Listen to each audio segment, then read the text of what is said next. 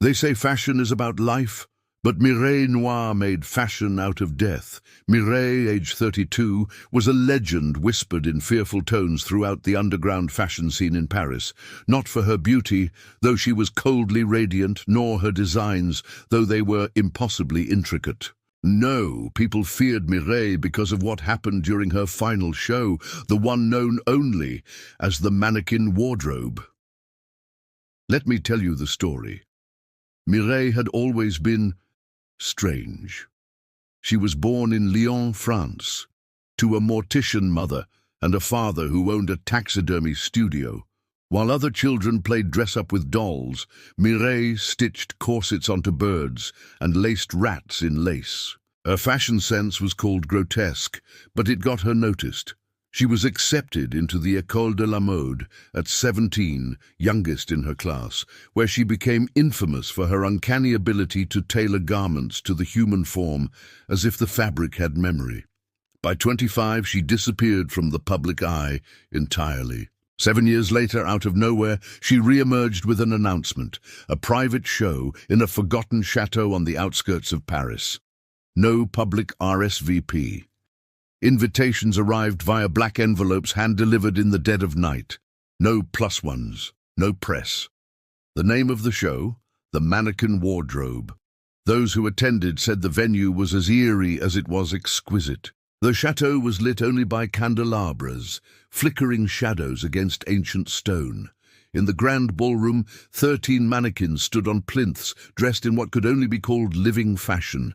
Gowns that seemed to breathe, stitched with what looked like strands of human hair, glimmering with eyes that watched and followed. When the show began, Mireille emerged silently, cloaked in a blood-red veil. She didn't speak, she only gestured. One by one, the mannequins came to life. At first, guests thought it was brilliant stagecraft, animatronics maybe, or dancers hiding inside latex skins. But the way these mannequins moved, it was unnatural. Their limbs clicked, joints grinding in unnatural arcs. Their eyes blinked out of sync. One smiled, and it didn't stop smiling. As they stalked down the catwalk, guests noticed something horrifying.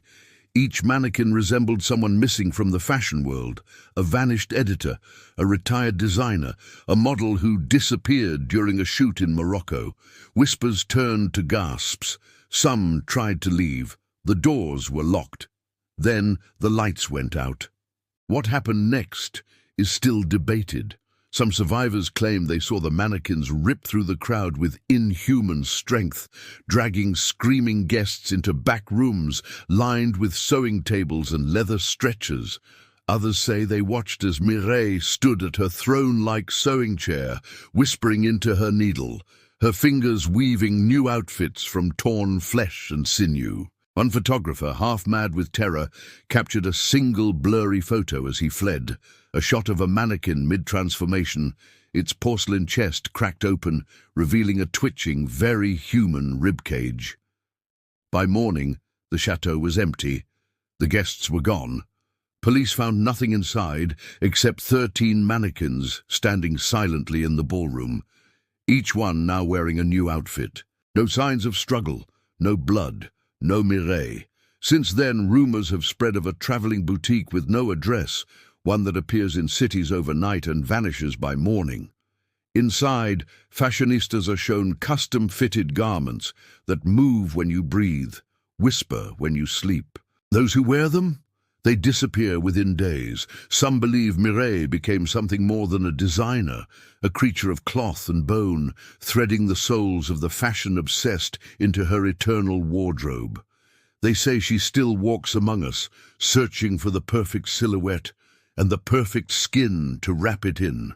So if you ever get a black envelope slipped under your door, don't open it, burn it, because once Mireille picks you, you'll never be out of style again.